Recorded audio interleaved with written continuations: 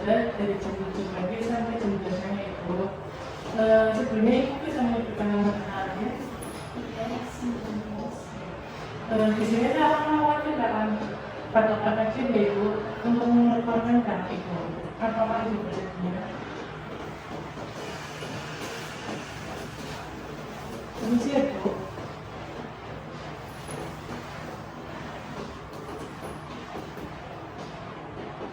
Tangannya seperti ini ya.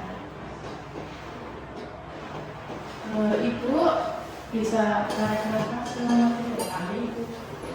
Pelan-pelan ya bu.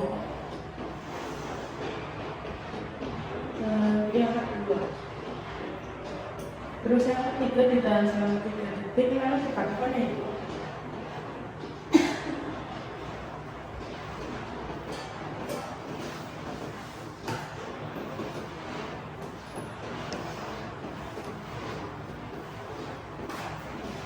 Permisi ya bu.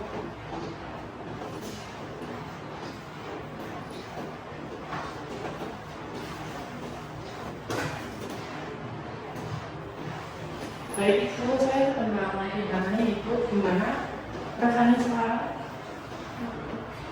Baik ibu, nanti sekitar jam 12 ya saya lagi menanyakan kepada ibu. Sebelum saya pergi, apakah ada pertanyaan? Baik, kalau tidak ada, saya izin kembali ke ruang ibu. Kalau ada apa-apa, silahkan hubungi saya di ruang rawat. Terima kasih.